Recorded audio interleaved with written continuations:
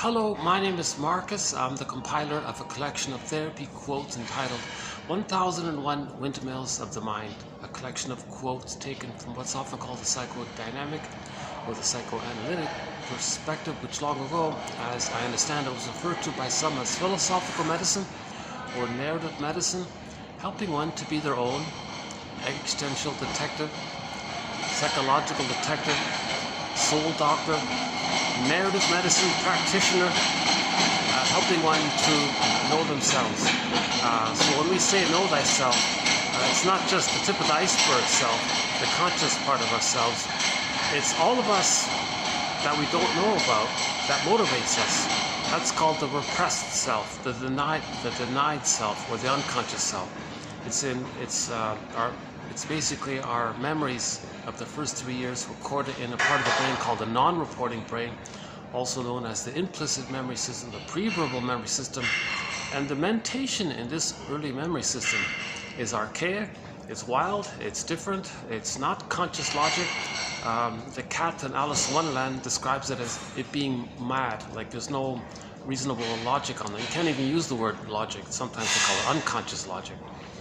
So there's flip-flopping, and this means there's no time, there's no real place even. Like something in one place can be another place. It's topsy-turvy. The world of doublethink comes from there. For example, if a person develops a personality pattern when they're traumatized in that early time, they may engage in a lot of duplicitous type of doublethink type of talk, and they be the aggressor and be bombastic to think that the one they just hurt is the one that just hurt them. They turn it around and be bombastic about it and use all sorts of tricks and trance logic, and there's a real investment to in pressure management to preserve the grandiosity. The grandiosity is about the response that a person reverts to when there's trauma. If the child doesn't get enough love to know himself, what does he have then? If he has no self, and his denied self is repressed, and usually he'll see his unloved self onto others. What's left of him? The old, archaic, once upon a time, in the uterus, all babies were on the throne. It's called infantile megalomania, the glorified self, the idealized self, the ego ideal. They were in this blissful, perfect state. It was all about them. They were a little god, a little magician. Majesty is the baby. It's the idea of it being on the throne. And they revert to that. They cling to that. That's called the search for glory, and they spend their lives searching for that, believing that they are that, but they need affirmations of it. So they go through life searching for affirmations of it through cynicism, through the narcissistic personality patterns, or one of the stinger personality patterns that develop, not just the bully pattern or the narcissistic pattern.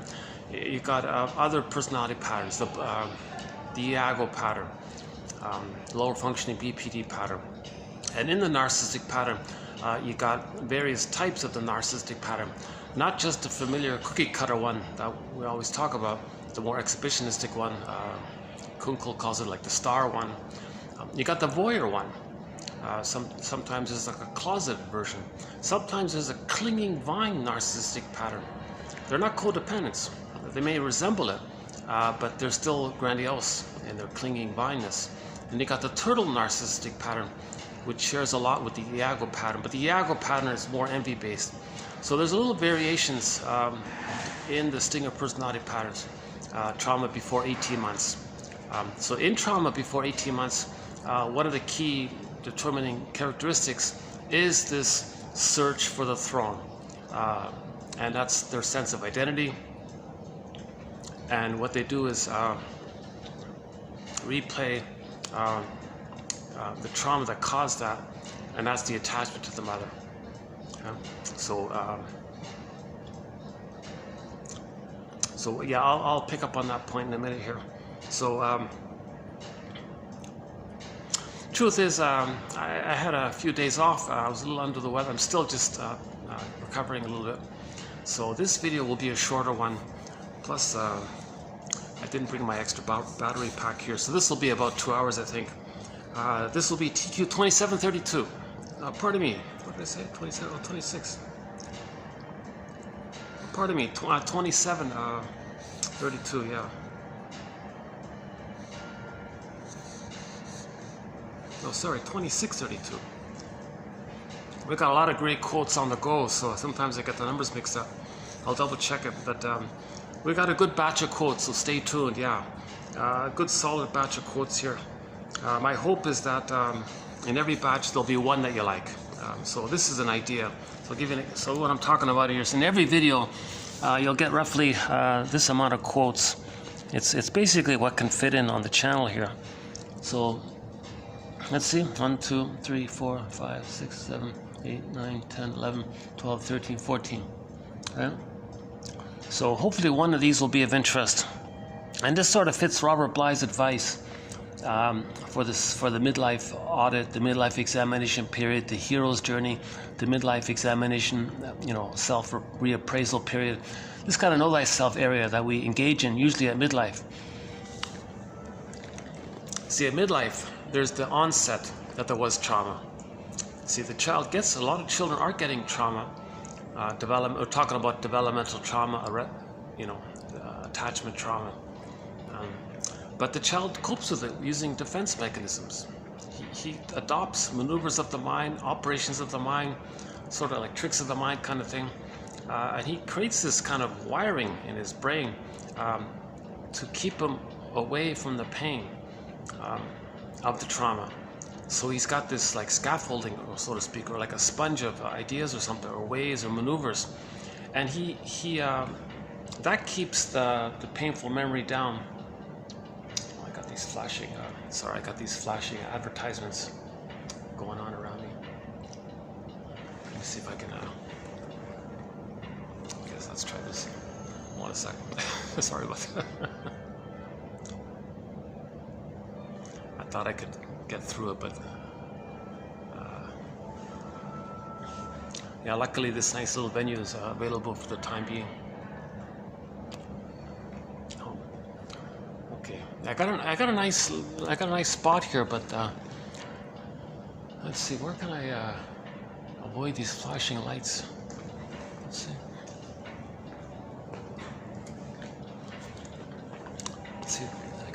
I got people passing by if I sit here all the time, right? Let's see if those guys are gone over there. Okay, well, sorry about that, yeah.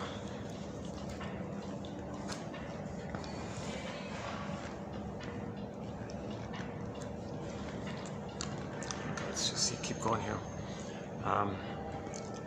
I'm going to redo this video anyways. This is sort of like a preview. So I'm just got to call this part 1 because I want to do a half-decent job here. So yeah, this is just sort of a preview. Let's call it that. Part 1 is a preview. Yeah, our first quote talks, new phrase here, soul blindness. Some mothers are blind, literally. Emotionally, literally, emotionally, psychologically. They're blind to their child's needs and situation. And they don't misattuned, malattuned, don't understand it. Mother gaslights the baby. She's like blind, doesn't recognize the baby. Unrecognition of the baby. So hence the idea of her being blind. First time to use this. So let's lead off with this quote here. So the child experiences, if the child experiences a kind of soul blindness by their mother, he's going to attach to his mother, yes, but his attachment is based on the pain of mother's soul blindness. And his response to that is he'll freeze up inside. It's called emotional hypothermia. Okay, turn to stone emotionally, metaphorically. Okay, petrification, feeling unreal, and then he in a mechanism known as repetition compulsion, he goes through life recreating what caused that because there's no time in there. In that part of the brain when the trauma takes place, there's no time. But the trauma clicks in, this innate drive for healing. There's this innate drive or push for healing. Actually, we have one here about this. Hold on a second. She talks about this innate drive here. Is it here? Okay, no, it's coming up in another video. Yeah, Martha Stark talks about it as a kind of, you might as well think about it as a drive. So this drive for healing. So the trauma clicks in this drive for healing. If something's wounded, it's trying to heal. So the baby's wounded, he's trying to heal. How does it heal? Well, because he doesn't understand time, he was going to reach out for his needs. There's the wish, but the fear, the memory. So in new situations, he recreates symbolically, metaphorically, that interaction, and he transfers his past emotions into the present. So the present becomes like a new edition of the past, a replay of the past, a spin-off, like a new replay of the past. Sometimes the present is called the presenting past. And he has the cry for love. A mother originally was soul blind. Right? So in the present, he'll either cast others in the role of him, and he'll be soul blind to others, not recognize other people's feelings. Soul blindness just means lack of empathy, a severe form of lack of empathy. Yeah, here it is here. Okay, soul blindness is a systemic, chronic disregard for the emotional needs and expressions of the child, or more generally for other people. A peculiar blindness to the individuality, to the autonomy of the child or one's fellow.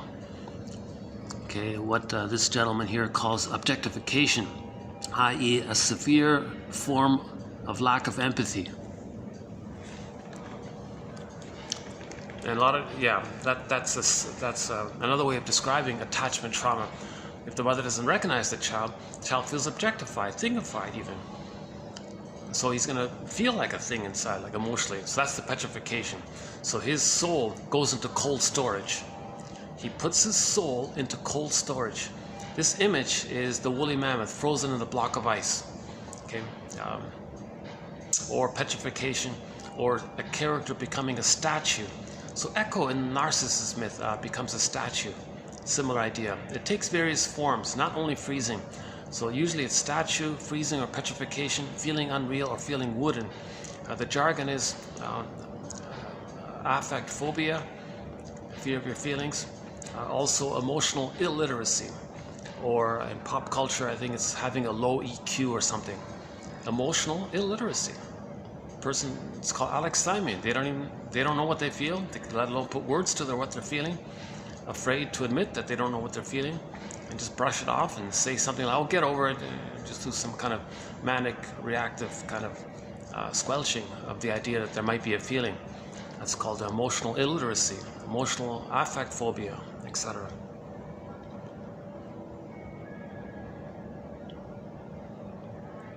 Yeah, so the child puts his soul into cold storage, but it's set there. That's the issue.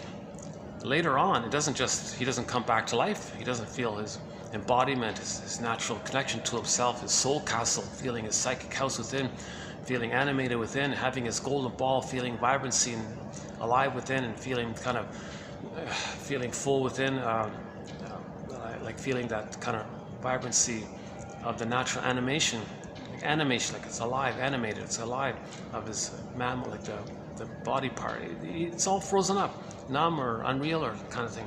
So he might say he feels empty, or he might say he's going through the motions of life, sleepwalking through life. When does life begin? Life is passing me by. I feel like something's missing. When does life begin? Those kinds of expressions usually come to a person around midlife. So at midlife, we recognize that there was attachment trauma, that mother was soul blind to us in the beginning, but we don't recognize it.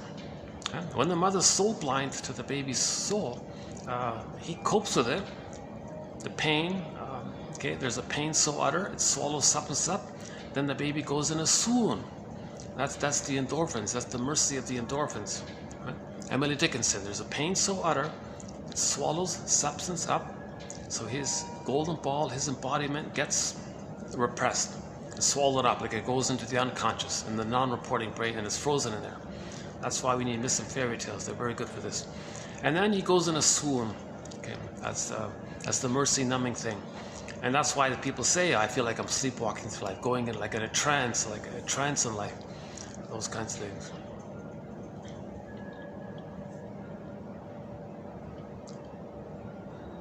Emily Dickinson also says, a great hope fell. The baby had a great hope to get his needs met from his mother. But she was soul blind. His hope fell. You heard no noise. The wreckage was within. O cunning tale that let no witness in. That's the scarecrow in The Wizard of Oz, that frazzled up guy, the scarecrow. He doesn't know, remember he wants a brain and all this? He doesn't know things. The child can't know it. There's no witness, he can't know it. That's part of the trauma. He can't recognize it, he couldn't see it, know it. He's all frazzled up inside, right? And of course, when the mother's so blind to the child's needs, he loses his heart, so to speak. Okay, that's the Tin Man. And the two being like that means the child feels disconnected from himself, disembodied from himself. That's the cowardly lion, another character in the unconscious. Dorothy's like the part of the psyche that's trying to line things up and heal things and bring it all together. Or we can maybe broadly say, be like Dorothy and try to line and try to recognize that being disembodied and loss of feelings, well, get some knowledge first. So first things first, we gotta fix that scarecrow guy. Okay, we gotta give him a brain. So that's what this is about. These 10,000 quotes we have in our collection are an attempt to give us a brain, in a so to speak. You might see me as distracted when the staff pass by here, kind of thing. Hold on a second. Or someone, or are there people in there? I thought it was empty in there. Okay. Well, yeah, every time the odd time I come here, yeah, all the security guards check who is this guy. I've got permissions, which is great. This is sort of a lobby area, and if there's no function, which is rare, but if there is no function, they said if there's no function, you can use this little lobby area by the elevator, kind of thing. But oh hi.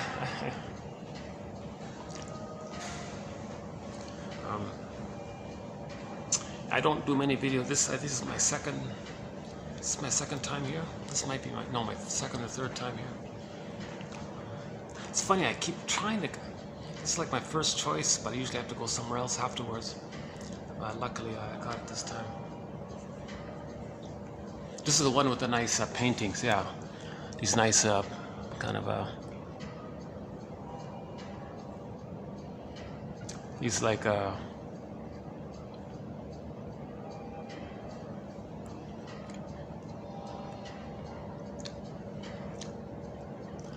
Almost like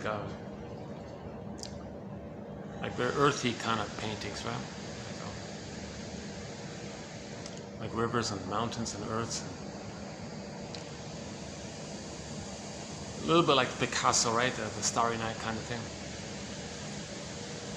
Oh yeah, I just heard a song this morning about what was it? What's it called again? Oh, I forgot. There's an old song from the 50s. The guy was going to propose to his wife, so he sang her a song first. Some old song. I looked it up. It's some old song from long ago.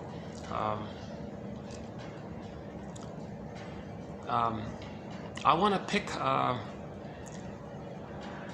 a star from the sky. Well, you know, the sky would be blue, and then to pick a petal from the rose, well, the rose will weep too.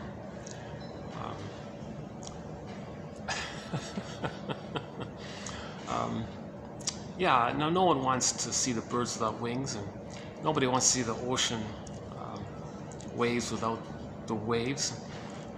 Well, I need your love, because if I don't have your love, it's like not having. It's like those 4 examples. It would be a huge missing. Something would be hugely missing. So I need you. You know, that was his proposal. A nice little song, yeah.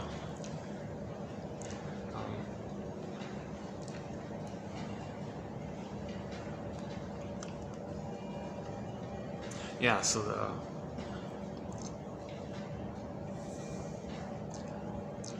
oh boy, yeah, I'm struggling to get through this video. Yeah, I've been under the weather for the past week or so. So yeah, I'm not fully back in full form. But I want to do a preview here. Soul blindness is a systemic, chronic disregard for the emotional needs and expressions of the child. A particular blindness to the individuality of the autonomy of the child. They're human rights. They're little people. They're a psychological, developmental, emerging self. The child has an emerging self. He's born to become himself, his psychological self. So he's born with what they call an emerging self. It's emerging, but he has needs for it. Like in a garden, the seed has needs. The baby has needs. Baby, first of all, needs a secure attachment style for his emerging self. And then he can go through a developmental process between birth and 3 to get his individuality, his psychological sense of self.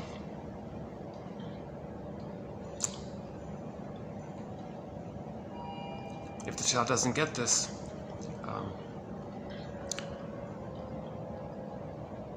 he's going to react. Right? He's going to react. He's got to adapt. How does he adapt? Well, he'll freeze up, put his soul into cold storage, use complicated maneuvers of the mind, and then go through life imitating that interaction with others in one form or another,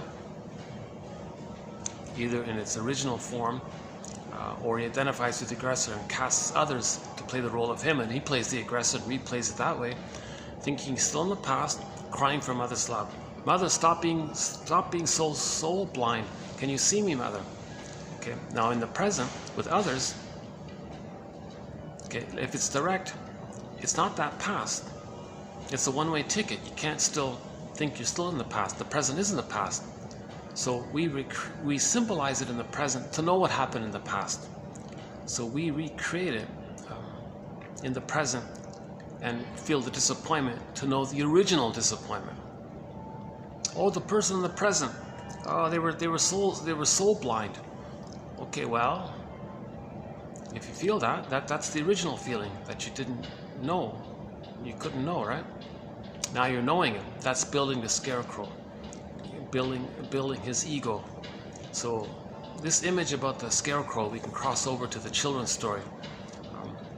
So the straw house went to the wood house, went to the brick house. With the brick house, that's the firm ego. So we got to progress in the development of the ego. So we want to get it from a straw house to a brick house. So that's what these 10,000 quotes that we have are. To build this basket of knowledge, theories, constructs, hypotheses, ballpark approximations, stepping stones for better ideas, invitations for mutual exploration. We're brainstorming like little clues here. We're trying to be a detective here. Hopefully, like I said at the beginning, hopefully 1 out of 13 quotes or 10 quotes I will click and offer that little insight. So the cognitive insight is not enough. You get the cognitive insight and leave it alone. At some point spontaneously, it may lead to emotional knowing. We want the emotional knowing, but first you need the cognitive insight, and then you leave it alone, and then the knowing can come up at some point on its own. So that's out of anybody's control. So that's nature healing us. We cooperate by weaving a basket. Then the egg will come in. Just like the bird first weaves a nest, then there can be an egg. Well, we do our part by weaving a basket of knowledge, and then an egg may appear spontaneously. In the egg is the firebird. When the firebird cracks out, we hop on the back and ride the firebird up. That's the emotional knowing. That's the image for emotional knowing, or one of them, anyways. Okay, so mother's soul blindness can lead to attachment trauma. Mother was blind to the child's needs. Okay, his selfhood, that's his identity. It's emerging. He has needs for it. Okay, when needs are met, he feels pleasant.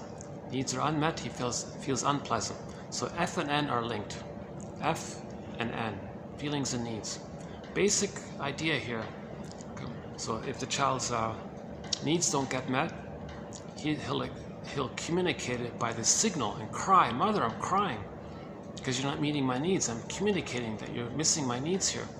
And then now either the mother picks up the signal, "Oh, I must have missed the baby's needs." Oh, and she corrects it. Oh, everything's okay. But the baby's crying and she's offended by it or something, or gaslights the baby. Okay, it's too much.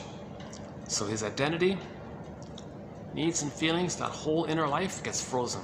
That's the trauma. That's the attachment trauma. Due to mother's soul blindness, lack of empathy for the baby, lack of seeing the baby as a person in their own right. So that's one way to, maybe that's one new way to, that's one little added point here to describe this sort of the starting point here. We're trying to heal from attachment trauma, developmental trauma. It leads to an emotional arrested development, emotional stunted development, stunted developmental arrest. So we're frozen like this. Yes, the person can still develop in other ways and get 10 PhDs, 10 medals, 10 awards and all this, but we live to the extent that we feel, says Karen Horney, one of our mentors. So if we're not really feeling too much, and we're getting these things, well, oh, that's nice and all this, but we feel something's missing, isn't there? Something more. That's what we're talking about here.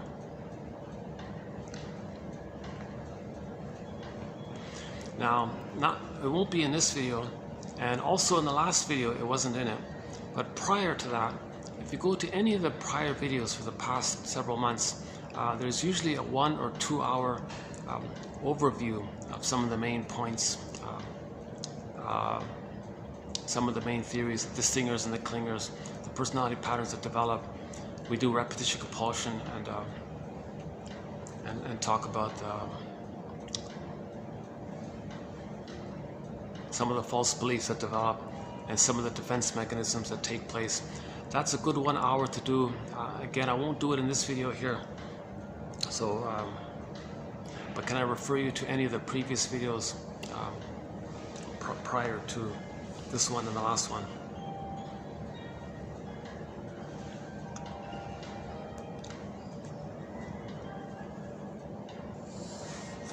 Okay, so of course if the mother has soul blindness, it's because she wasn't seeing herself. See? So the end result is, the conclusion is, we've got to forgive our mothers for this. Why was the mother's soul blind? Why? What happened to her? She would have seen the baby's needs if she could have, but she couldn't. She was blind. What blinded her? What happened to her? So we got to become a detective as well in the area of forgiving our mother and parents. Usually the mother first, right? A lot of the anger towards the mother gets transferred or displaced onto the father. Usually, the fathers don't cause that kind of primal hurt that the mothers do. It's really with the mother. Yes, the fathers can add on to it, or it's insult to injury or something, but that primal trauma takes place with the mother. Because the baby's laying down neural pathways very early on.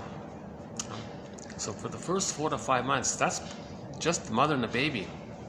And if trauma takes place before 4 to 5 months, don't blame the father for that. Unless he interrupted it, unless he got angry at the union of the two of them. The father's meant to protect the mother-infant dual unity, the union of the mother and the baby for the first 4 to 5 months. That's called the extended paradise, the extended social interpersonal womb. Okay, babies need an extended paradise. That's the first stage. When babies come out, they need that just the two of them paradise to continue. So the attunement and the reverie and the sweetness and the rhythm between the mother and the baby, the cycle there, it continues for the first 4 to 5 months.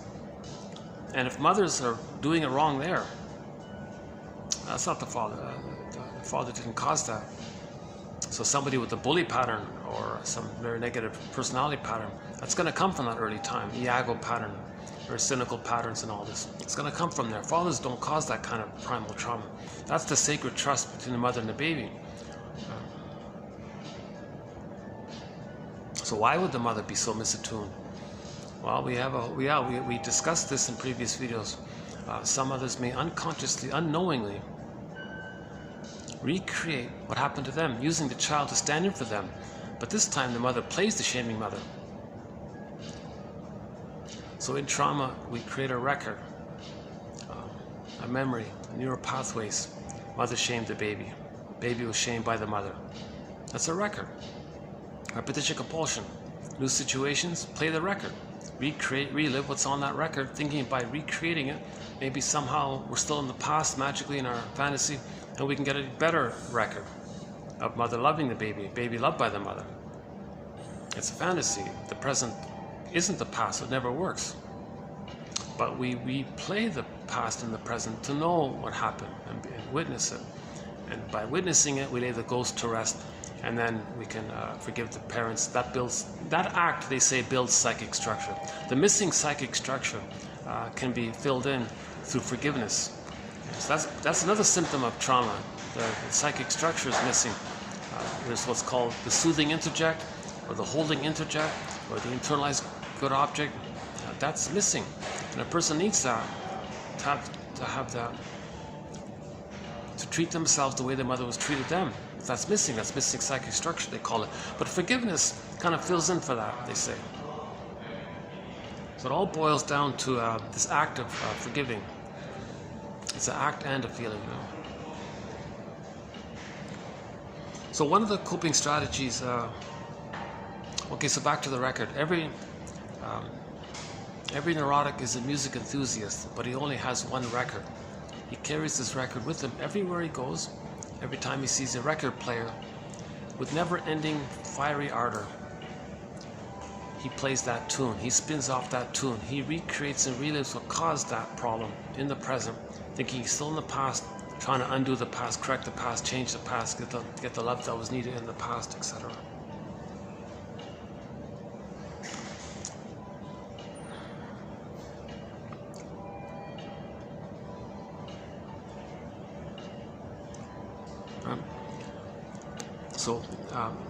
So neurosis is the petrific being dysfunctional. Obviously, if we're not expressing our uniqueness, you see, we can express our uniqueness if we have a conscious ego. But the scarecrow's all frazzled up, so we don't know our uniqueness, so we can't express it. In normal development, they say, we know we have a conscious recognition of our uniqueness, which we express, and that's meaningful, and that's pleasure, that's delight, and that's loving life, and that's enjoying the present. And with that, the golden ball is there, and we have our feelings, a wide range of feelings, needed feelings, appropriate feelings, aliveness of feelings. So a person can feel, because they have a repertoire of feelings available to them. For example, if something's pleasurable, well, joy is there. If there's a loss, well, joy can step aside, sadness can run the console, they can acknowledge the loss with sadness there. That's the natural grief work process, to admit that there's a loss. And then joy can swap seats again, and joy can run the console. So joy is the general animating emotion, but joy is willing to step aside to let the other emotions fill in for the situation. For example, a loss or something like that. So that's loving life, that's normal development. Okay, I'm okay, you're okay. Empathy's there. Soul vision is there. Empathy, meaning empathy, is there. Recognition of others, three-dimensional wounded persons are there. So that's normal, right? If that's all missing, if the trauma takes place early on that doesn't reach to that, then we're neurotic. We're dysfunctional because we're not in that loving place. So we're always crying for that old love. That's neurotic. You can't get that old love in the present for the past. That's neurotic. So it makes the person neurotic or dysfunctional. Okay. So neurosis or dysfunction is the freezing of an inner conflict that's repressed. The inner conflict, the wish and the fear. Baby had this wish, his needs weren't met. He cried. Mother said no. Okay. But it's still there. Now simple, basic, classical conditioning. He still has those needs. And he still would like to express his feelings that his needs didn't get met. But there's so much fear around it, he doesn't bother, but it's still there. Hence the wish and the fear. There's a conflict like that. On the one hand, he wants to express, on the other hand, he's too afraid of what happened last time. So there's that conflict. And in this conflict, this inner conflict, it's trying to work, it's trying to reveal itself. It's trying to make itself known to us.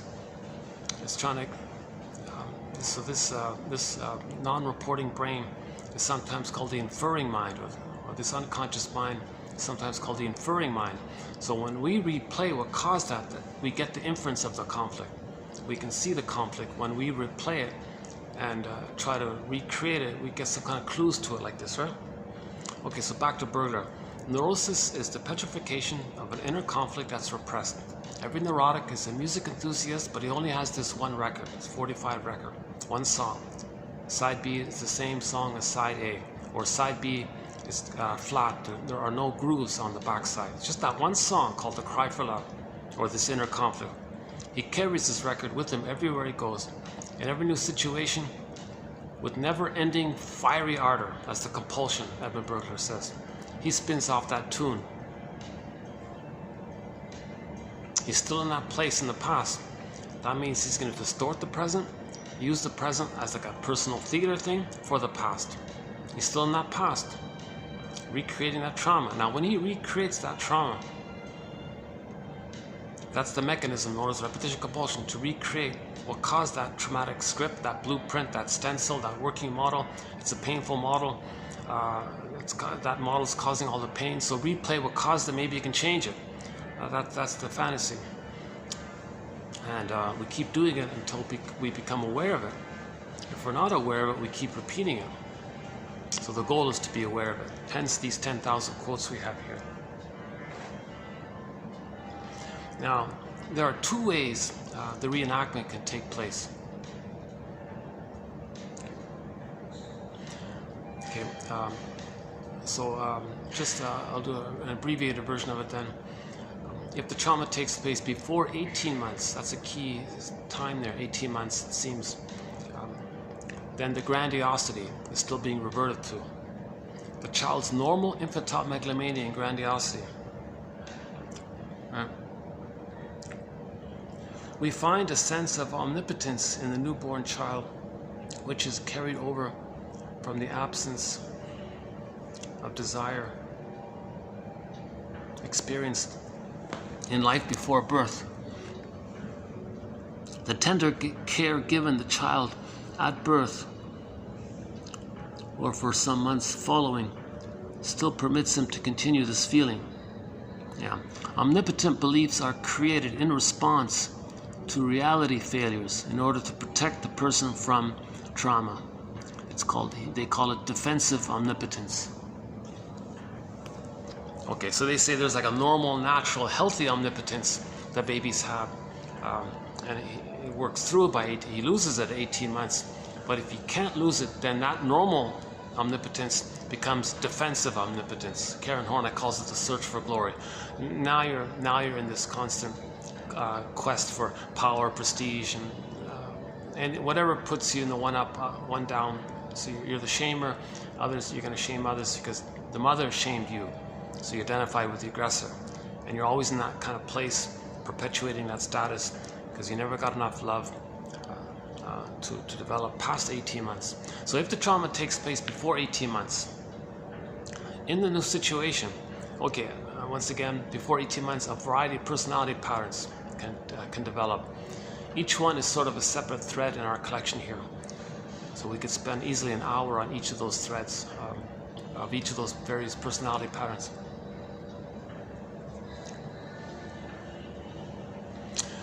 The most recently, the newest one is the voyeur narcissistic pattern. But for a description of the voyeur narcissistic pattern, you got to read Masterson's work when he talks about the closet narcissistic pattern. I'm just changing the term. I think voyeur describes what he's talking about, but for some reason he simply calls it closet. Like you're in the closet, but you're looking, like you're a voyeur. There's a little peephole or something. Maybe he means it like that. Why don't we just call it the voyeur? This closet one, a little unclear. Oh my God, that'd be great. If he were alive, I'd love to interview him and ask him all these questions. Yeah. Oh yeah, a great book of his. A good place to start with James F. Masterson's work is The Search for the Real Self. I think he's got like roughly 12 books and a few article books and things. A couple of books that are collections of articles by his students. And they're very good, by the way. Yeah, his students wrote some excellent articles. They clarified. What's her name? Candace Orchid. We did a couple of hers recently. Ralph Klein is in there. A couple of others.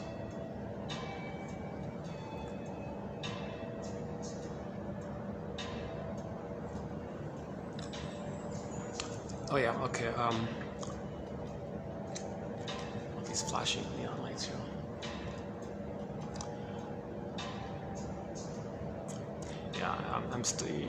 My last video and this video, you're seeing me a little under the weather here, but so this, I'll redo this.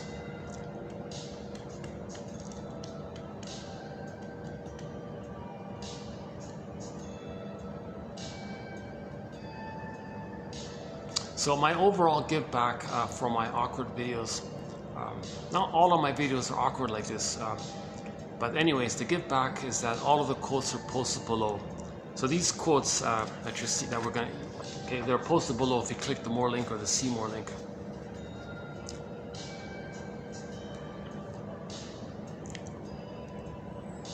Yeah. Okay, so the new situation, if a person has a distinctive personality pattern, in the new situation, they can't relive and re-feel and replay that memory of others shaming them. So, to deal with the pain of that, one of the coping strategies was their shame self, their unseen self, their unloved self, and all this, they project it onto others. It's still there, but they don't want to know it, they don't want to feel it, they don't want to admit it, they don't want to experience it. So the trick is, you just say others have this that belongs to you. It's called projection. Something about you which if you were to admit would cause so much pain. To soothe yourself or not be aware of that pain, the trick is say others are no good, others are shamed, others are unseen and objectified and thingified, but it's yours, but you don't want to admit it. So the trick is you project it. Your attention in the mind flies out like that, hence the idea of projection. But it's still there. It's just a trick to not feel the pain of it. And then you're dependent on seeing others as no good. And you're dependent on it. Because if you own the projection, you're going to feel the anxiety of the original pain. And that's the working through process. To do that, to mourn the loss of the love that wasn't there, that led to that pain. And to let go of the illusions that one day you're going to get it somehow or whatever, and so on, right? Okay, so that's called projection of the self. So their sense of being shamed and no good, they'll say others are no good. And as mentioned before, in trauma like this, they revert to the time in the uterus when they were on the throne.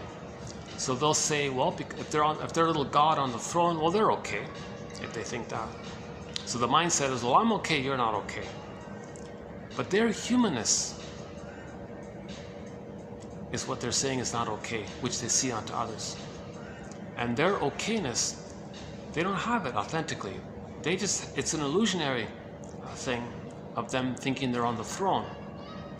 The irony is the baby wasn't never a little king or a god or something, but they're just taking that. So it's a fake identity, but they're clinging to it. It's like it's a defense mechanism, right? To have some sense of self. So now, all babies must have an attachment to the mother. So with trauma before 18 months, the second thing that takes place is, the first is he projects his soul onto others to say others are not okay. Meaning himself not feeling not okay, others not okay, as a trick to not feel this with him. The second thing they do is they identify with the aggressor. The more the mother's love is unavailable, the more soul blind the mother is, the more the child is looking for her, clinging to her, sticking to her. He's going to imitate her, be just like her, be one with her, act like her, try to save her even. So part of it is he's searching for her tighter, and part of it is when the mother didn't provide the baby's love, The baby, in the baby's magical thinking, the baby believed that the mother was crying for the baby to save her. When the mother's hurting the baby, "Mother, what are you doing? Oh, why are you hurting me? Oh, are you doing it because you weren't loved yourself? I'll save you. What did you need, mother? Oh, you needed to be seen by your mother. Well, I'll see you. I'll imitate you. I'll be just like you. We're already fused. We're already one. Well, whatever you do, I'll just do it. I'll be just like you." So he'll be in this looped, imitative loop of the mother, constantly trying to let her feel seen. But the baby cannot be the loving mother that their mother needed back then. But he's trying to save his mother because he needs a good mother for his development. So he's going to try to save the mother. So that's part of the process called identification with the aggressor. Okay, now let's go back to the record. In the new situation, they look at the record. The record says mother shamed them, but they already see them onto others to not feel that it's within. And they've identified with the aggressor who shames them. So the record says mother shamed them. Now that's fusion. Self and other are fused. So mother shamed them. So he'll be the shaming mother who shames himself. Because the baby and the mother are one, okay, he'll play the shaming mother who shames himself. But it's too painful. He sees himself onto others, so he shames others, believing he's being loyal to the record of others shaming him. Because he sees himself onto others, so he's shaming others, believing he's being loyal of mother shaming him. So that ends up with one of the stinger personality patterns. He's hurting others to replay how the mother hurt them. That's their version of replaying the record. They just don't play themselves. They play the shaming mother. Others can play them, but they're still playing that record. The original jargon for this is he's going to play the active instead of the passive or something. But I think identification with the aggressor captures it more vividly. A guy named Frenzy came up with that.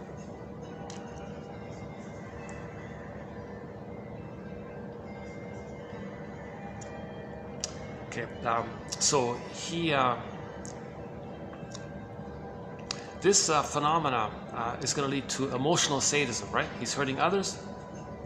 He feels the glee of being one with the mother. It's addictive.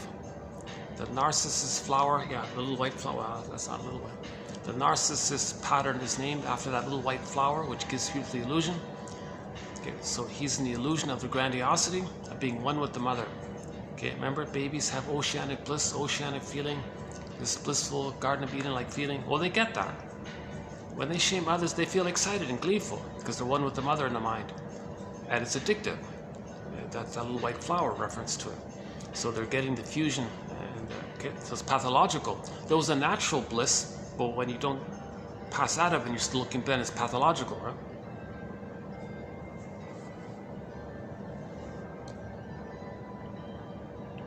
And this stress on the brain, in the last video, says it can damage the brain even. And then that leads to, what did she say again? What's her name again? Malibu from France, yeah. Catherine Malibu was saying, if this constant stress on the brain, if it damages the brain, then at that point, the person's going to feel, what did she say? Lack of feeling and immense indifference. So they'll be cold and unfeeling and not care, that whole area.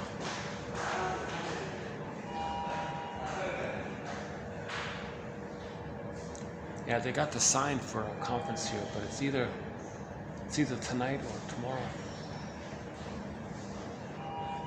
Must be tonight, yeah, it's got to be tonight. I'll be out of here soon anyways, yeah.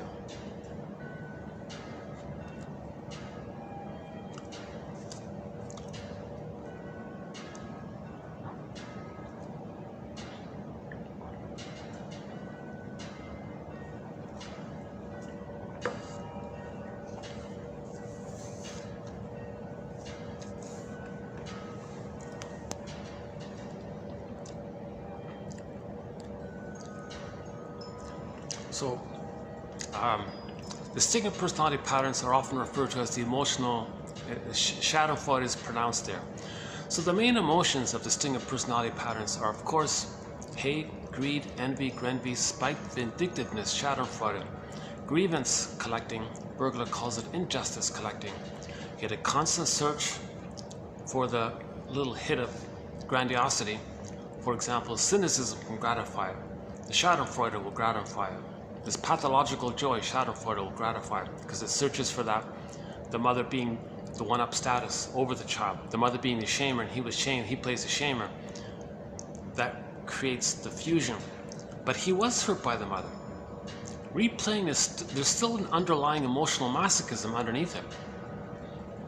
So the original underlying emotional masochism, the loyalty to this, the repeating of this, there's an underlying emotional masochism underneath the aggressive reaction formation called the emotional sadism of being distinct personality patterns. So if we back up to the original one, emotional masochism, self-imposed unpleasure is in the child's mind a way of having the mother and maybe trying to please her, or both. So the child maintains this status of accepting that his mother hurt him and stays there. That's his frozen attempt to win mother's love, save mother's love. That's the emotional masochism. But that's too painful for the distinct personality patterns. So they flip it, okay? And it's called reaction formation or counterphobia. It's still there. The sadism is just a mask over the underlying masochism. Everybody's got the masochism. Some people just maintain it post 18 months, but prior to 18 months they flip it because it's too painful, because it's so early on. How it's so early on. Right? So that's that's a little added point here about the flipping. That the emotional sadism is a pseudo-aggressive reaction formation to distract yourself, but it keeps the line there. See, in reaction formation, you don't want to admit the emotional masochism, meaning the pain with the mother. The pain means attachment to the mother. The pain with the mother, being loyal to her, trying to save her. That whole area, and you're replaying that interaction. Okay. Now, when it's so painful like that, there's a thing called reaction formation. When something's so painful, a person may flip it. They do the opposite to distract themselves from the original, but it keeps them linked to the original. The opposite keeps them linked to the original. That's the idea there. Okay, we mentioned the grandiosity still there. So, in other words, trauma before 18 months, you got mostly the unpleasant feelings are there. Love, empathy, okay, being soul vision, these things, empathy, they haven't entered the psychological picture mainly. Okay, it's mainly in that angry area. Okay, in the Disney film Inside Out, okay, in trauma, joy and sadness got zooped away, anger was at the console.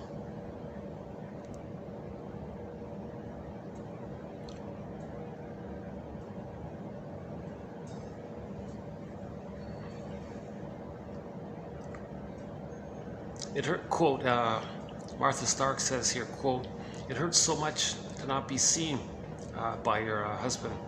I wonder if being unseen awakens some old pain about how you felt unseen originally."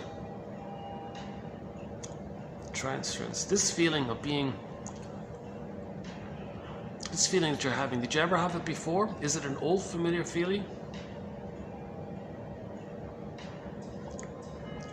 His tendency to misunderstand the present in terms of the past, to be particularly sensitized to the present, to be particularly sensitized in the present to those issues unresolved from the past.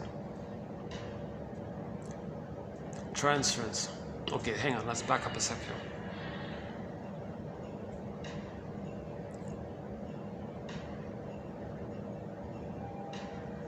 Of course, in distinct personality patterns, they're still using those old, original, archaic maneuvers of the mind that the baby adopts. It helped him. Okay, emotional hypothermia, either or thinking, flipping. Okay, and now if it damages the brain, he'll feel indifferent and unfeeling. Okay. The grandiosity is very pronounced. Basically, that's the main thing. in summary, as a shortcut, everything they're doing ultimately is to preserve that grandiosity. That's their only sense of identity. How can a person have no identity? They got to have some kind of self-concept. So everything they're doing is to preserve that self-concept that they're on the throne. So cynicism will fuel that. Schadenfreude will fuel that. The humor is dark humor, okay? Negative humor, put down humor does that. So that's sort of a clue or an inference to that area. A lot of the slogans of the stringer personality patterns, things like my greed or your greed. So that one is interesting because when the baby's enraged at the breast mother, first mother at the breast, like back to projection, he can't feel all that rage and unmet need that became oral greed. So he attributes his rage and his oral greed, projects it onto the mother and sees the mother as a hungry wolf that wants to eat him, or a witch that wants to eat him, or a devouring monster that wants to eat him. Okay, like in the Odyssey, the Cyclops was eating the people. Hansel and Gretel, the witch wants to eat the people. In the White Bear King Balderman, the boar queen gobbles up the men and uses their bones as toothpicks. This whole voracious oral greed kind of thing. So the baby ends up with oral greed and rage and all this. So he sees the mother like that. Now actually he identifies with that and says, well, if I'm not going to be greedy and selfish and not care, well, my mother's going to eat me. Okay, that's called perverse thinking, psychotic thinking. Oh, 1 second. Oh, there was a meeting going on in there. Oh, hold on a sec. Well, let me change here.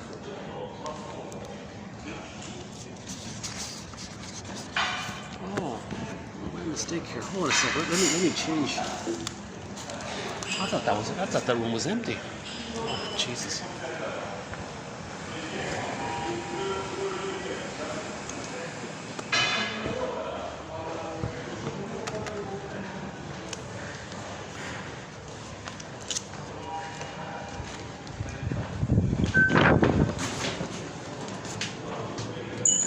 Oh, a little embarrassed about that.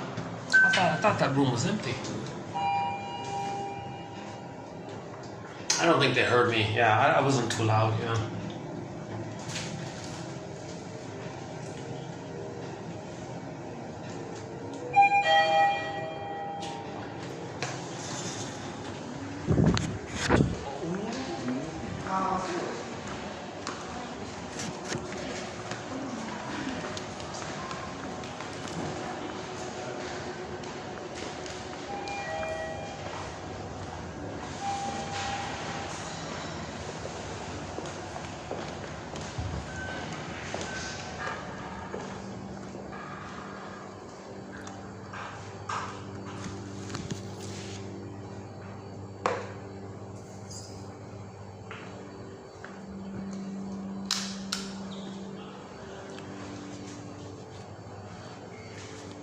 Oh gosh, I really hope I wasn't disturbing. How funny, eh?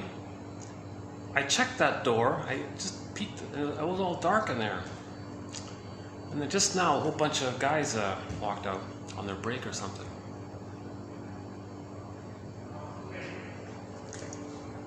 Do you think they heard me?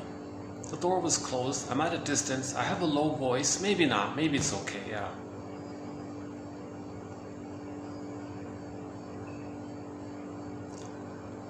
Should be okay. All right. And they saw me leaving, so I think they can figure out.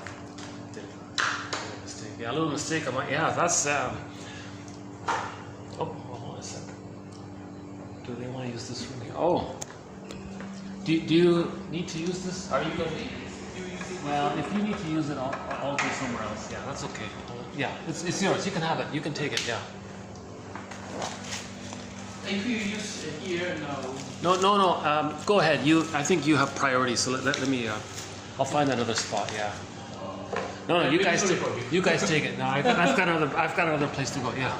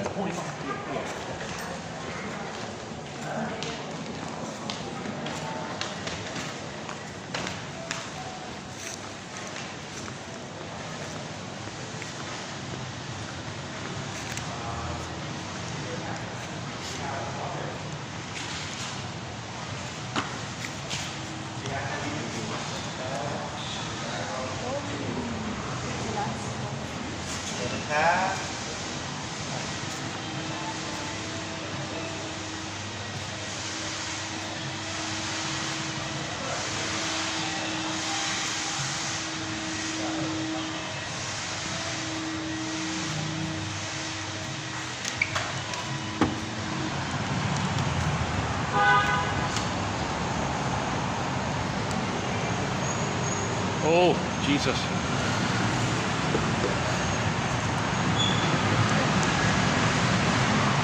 I've only got a few minutes out here in the heat. You know, with the heat index, it's 40. Can you believe it? It's 34 regular, but it's still pretty hot around here.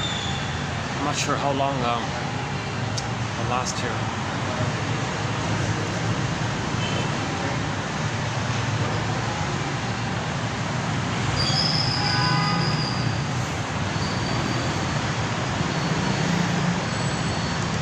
How's lighting?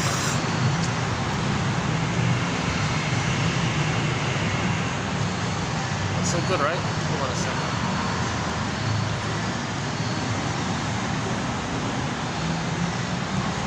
How about here? Oh, that's better, right? All right.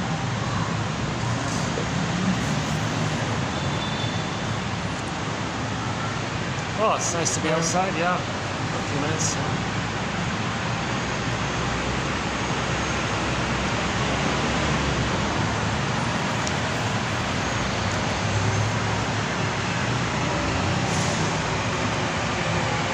Okay, so that, let's go back to the record for a minute.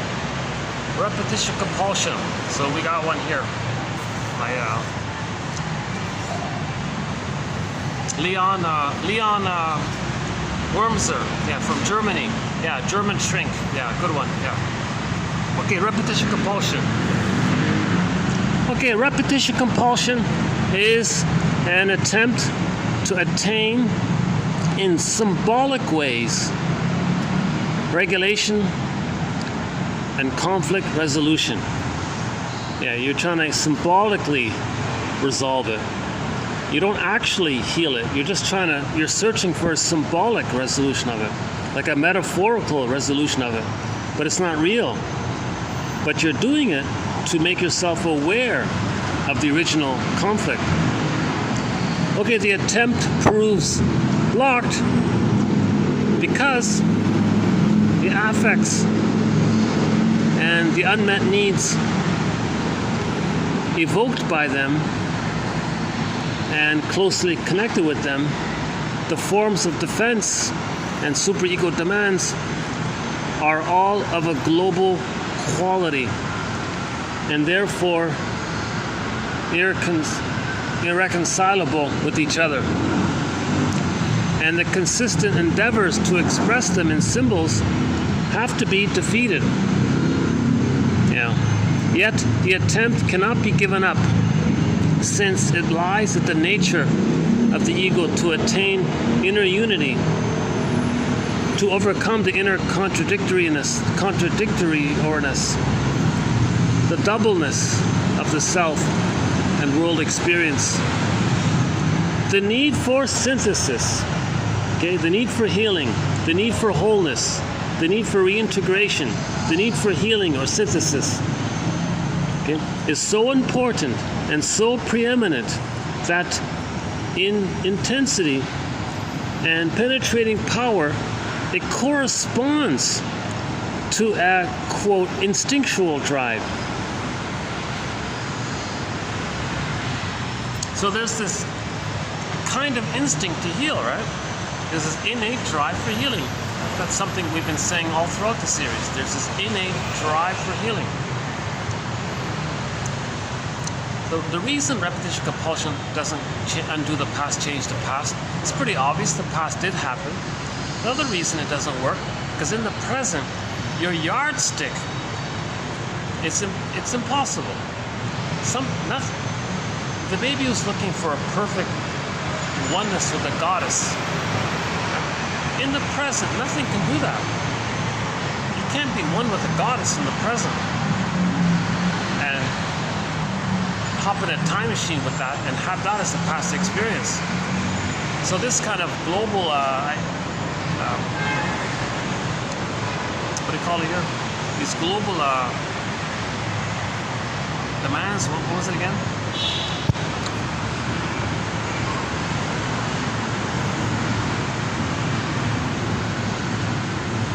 Oh, a global quality, yeah. This kind of global quality. Nothing you get in the present can be the good, perfect breath that was needed back in the nursery, which for the baby, from the baby's point of view, was the whole world for the baby. Nothing in the present can correct that, like undo that or something.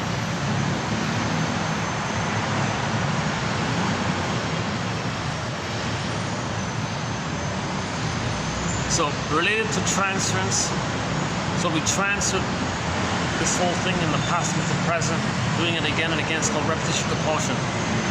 Transference, the repetition of the past, a re-experiencing without memory, an unconscious reenactment without conscious recall. You see, it's an unconscious reenactment without conscious recall. Someone calls it, it's an attempt to remember. We're trying to remember. It's experimental recollection. It's amnesic memory. That's a good one. It's amnesic memory. Repetition compulsion comes from the memory which is amnesic, and we're trying to make it conscious. The client repeats in the form of a transference reenactment. The client's his way of remembering. He's trying to remember. That's his way to try to remember. The client is forever in search of love objects that can be made into exciting, rejecting objects, promising but never fulfilling. And the drama is reenacted over and over again in the hope that perhaps this time it'll be different.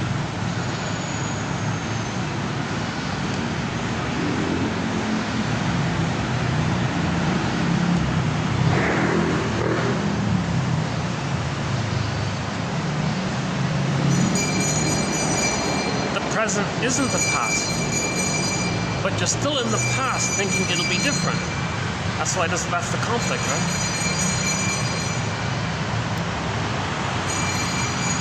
Transference, this feeling of being trapped and out of control, is that an old familiar feeling?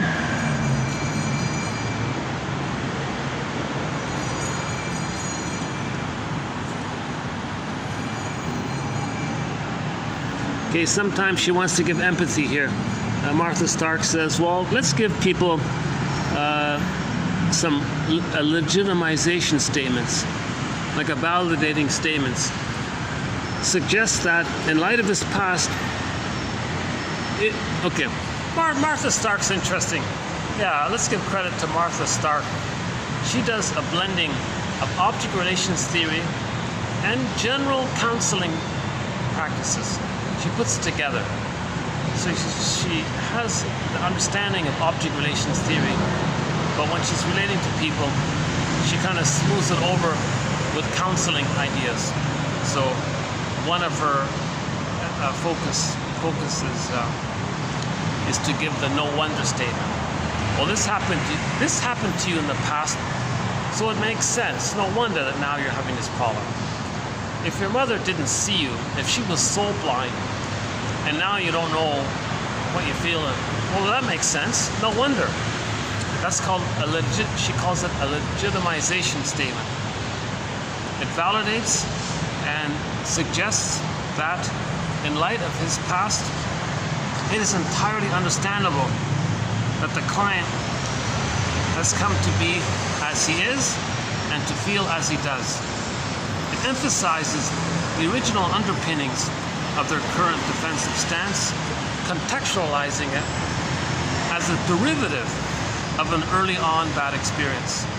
Quote, given that, fill in the blank, then of course now, fill in the blank. Given the nature of his past, of course now the client has both certain wishes and certain fears. I remember we have a similar quote about this. One guy was saying, his formula was, but God knows, or heaven knows, you want love. No wonder you feel this way now.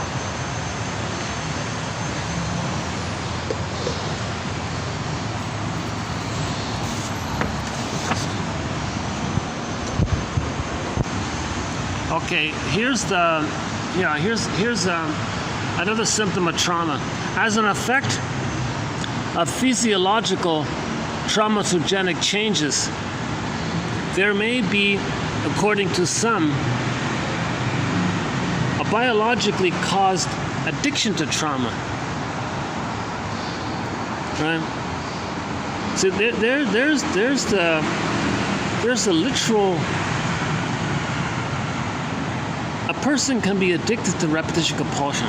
So you hear this. People are addicted to misery, addicted to hate, addicted to greed, addicted to envy, addicted to schadenfreude, addicted to narcissism. It's something that the brain chemistry is now involved. Fisher and Rie Desser talk about traumatophilia, i.e. the masochistic reenactment of traumatic situations with the aim of turning passive into active. Yeah, that's identification with the aggressor. One version of this is well described when the parents demand that the child fulfill spontaneously their demands.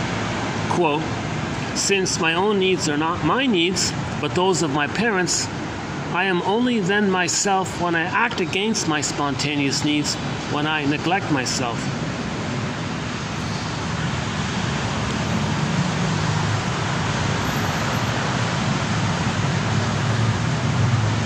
So in other words, back to earlier, this stinger personality pattern, toxic masculinity, being rude towards others and all this, prejudice towards others, I'm okay, you're not okay attitude. That's one expression of their underlying emotional masochistic reenactment with the mother. But they play the shaming mother. That's all it is. In other words, anybody who treats others very negatively, they're replaying what the mother did to them.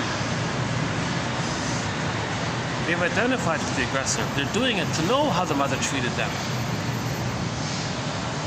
If someone's negative towards others, that's for that person to know how the mother was negative towards them.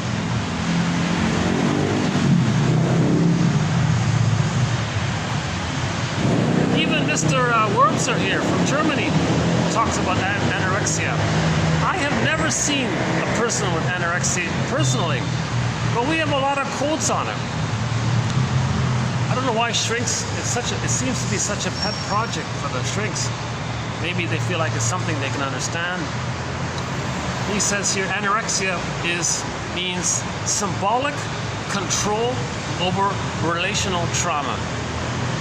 So anorexia is an attempt to control the mother. No mother or protest against the mother. And I'm not gonna, if food means mother, I don't want food. So anorexia is like a protest against the mother, protest against food. That's a relational trauma.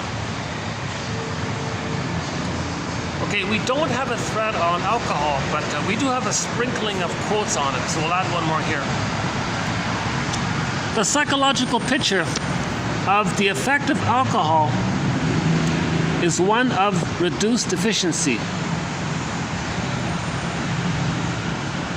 The simple psychological functions are less affected than the complex ones. The ability to judge relations and to grasp concepts suffers greatly under the influence of alcohol. The associations are impoverished, and there is a tendency toward egocentric concepts. People, however, do not drink in order to produce an impairment in their thinking or to reduce their critical thinking skills. They drink in order to feel different. Yeah, so this ties in with another one. It was a demand for the mother. The alcohol was a demand for the fusion and the blissful triggering of the blissful union with the mother. So that's what he means here. Wow, yeah. This 1 hour, I'll tell you, this has been one of the toughest videos for me. Yeah. When I'm feeling good, I can speak for 8 hours and I feel fresh still at the end of it. Can you believe it? This 1 hour has been a bit of a struggle. Yeah. I haven't really recovered. I'm not not speaking at my best here. I wonder if there's a place where I can go.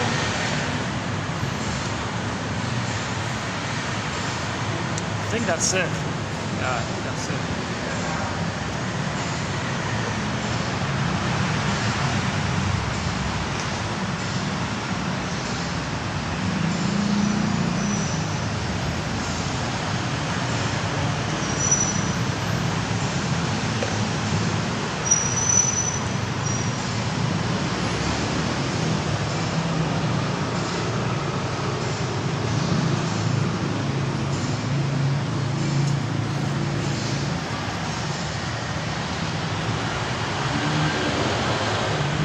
Here.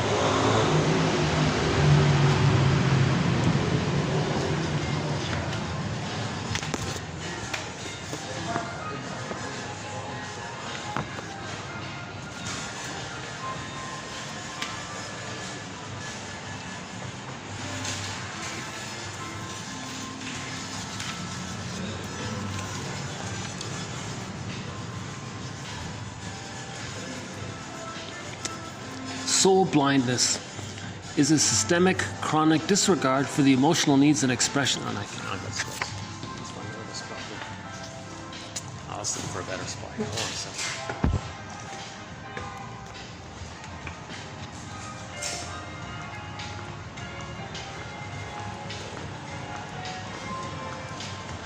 Thanks. Bye.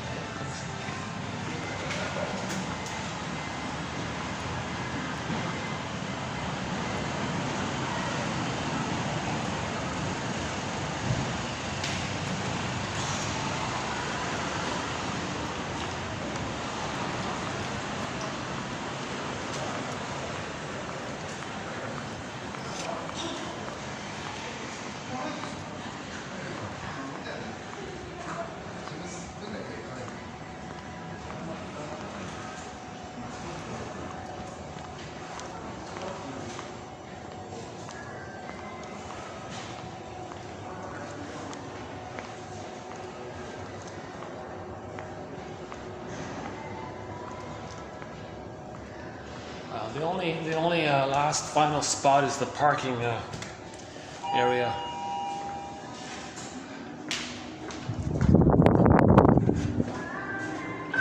Now this is peak tourist season around here, so I'm not really.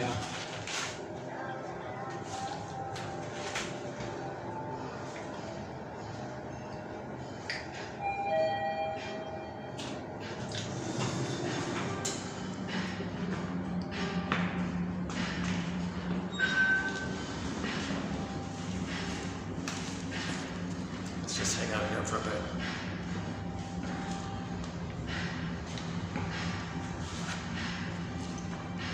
Yeah, so this is sort of the highlight of today's video, this new phrase, soul blindness. Mother's psychological blindness to the child's psychological needs, emotional needs, spiritual needs, moral needs, ethical developmental response, reply from the mother. Jesus Christ, eh? Yeah, so Wurmser was using this phrase, soul blindness. Soul blindness is a systemic, chronic, ongoing ritual. It's part of her personality structure. It's part of her repetition compulsion that she wasn't seeing, so she's not going to see the child. So if the mother is not able to see the child, that's a communication for her to know that her mother didn't see her. Simple as that, right? Soul blindness is a systemic, chronic disregard for the emotional needs and expressions of the child. A particular blindness to the individuality and to the autonomy of the child as a person, seeing the child as a little person. What Francis Broucek calls objectification, others call, or what we may call, a severe lack of empathy. Now the child accepts this status that status within him, that memory within him, that beliefs he creates within him, that loyalty to that experience, that's called emotional masochism. He'll live in a way that perpetuates it. By living in a self-defeating way, he feels connected to the mother, maybe hoping to win her love one day.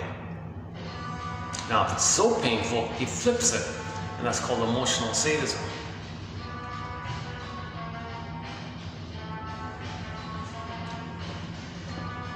Okay, as mentioned earlier about the grandiosity, omnipotent beliefs are created in response to reality failures. So the child later on, the child has looking out for number one, these omnipotence beliefs, or they're special, they're an exception. Oh yeah, a lot of that. A lot of people who go around with this bombastic, oh, I'm special, I'm an exception, I'm above it, yeah, I'm superior. So again, the superiority complex is the flip reaction for the underlying inferiority complex. So inferiority complex just means the person felt shamed. They don't want to admit it. See it onto others. Revert to the grandiosity. That's the superiority complex. It's not a healthy thing. It's a sign of trauma. The superiority complex is not healthy. It's a sign of trauma. It's a mask for the underlying inferiority complex. Omnipotent beliefs are created in response to reality failures in order to protect the person from knowing the trauma. So they call it defensive omnipotence to distinguish it from a normal, natural omnipotence that children have, which dissipates. So in other words, when children normally think they're gods between 18 months, that's a natural thing. It's not a problematic thing, it's normal. But post 18 months, then you're reverting to it, then it's pathological. That's called defensive omnipotence, or narcissism, etc. And all the beliefs around it. Anybody with the belief of I'm okay, you're not okay. Okay, that's trauma. That's relational trauma. And then you use your 10 PhDs to create what's called rationalizations, excuses, arguments, to fool people and yourself to maintain that status underneath. We find a sense of omnipotence in the newborn child, which is carried over from the absence of desire experienced in the life before birth. We find a sense of omnipotence in the newborn child, which is carried over from the absence of desire. Oh, okay. The baby doesn't have like yearning or desires. Things are just automatically met. Yeah. So in the uterus, he's a little god, automatically met. He doesn't have to like wish it or think too much about it or say he wants this or needs this. He's just a little god. It automatically gets met, right? So that was before birth. And this continues up until 18 months. If therapy is a journey, then transference, counter-transference, engagement is the train, not the destination. Okay, so the person is going to recreate in the present that thing in the past, recognizing it is like the train to healing. Transference, a repetition of the past, a re-experiencing without remembering, without memory. Re-experiencing without memory. That's why we are re-experiencing. Because it's amnesic memory. We're trying to make it memory. It's his attempt to remember. He's trying to remember, yeah. He's repeating, that's his cry to remember. I'm trying to remember, I'm trying to know. He's repeating it. So he's got to observe himself and be a detective and make the inference or get feedback from others. And this drama is repeated over and over again. One client said to the therapist, I feel trapped in all this. She said, is that an old familiar feeling?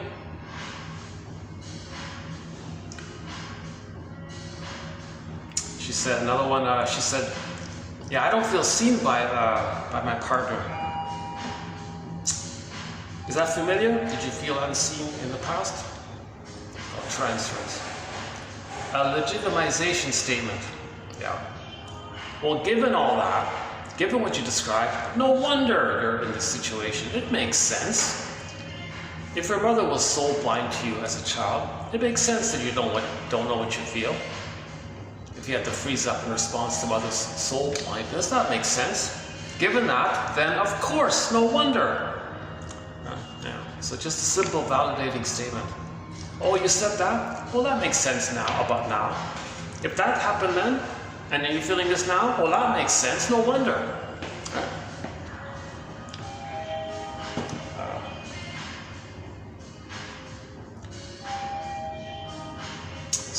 Yeah, I spoke on the 4th floor. I thought there was no meeting. I was pretty sure there was no meeting. I listened at the door. I didn't hear anything. I opened up a little bit, and it was dark. Well, there's nobody in there. I didn't like fully open the door, right? I didn't want it just in case kind of thing. But I heard nothing. I didn't hear a word. Okay, if I didn't hear anything, and they were talking, that means that's a pretty buffered wall, right? Okay, I don't think that, and I was a distance away, right? So, I don't want to disturb anybody, but I'm wondering if it's possible that I did. Well, no wonder I'm worried. That kind of thing, right?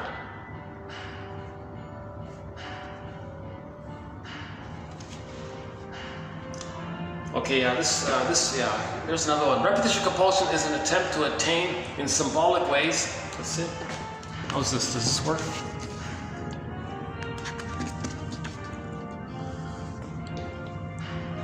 Repetition compulsion is an attempt to attain in symbolic ways regulation and conflict resolution. The attempt proves blocked because the affects and the unmet needs evoked by them, feelings and needs from the past, are closely connected to all of your coping strategies. But these coping strategies are all of a global quality. This impossible perfection, right? The yardstick is this infantile yardstick is the global quality.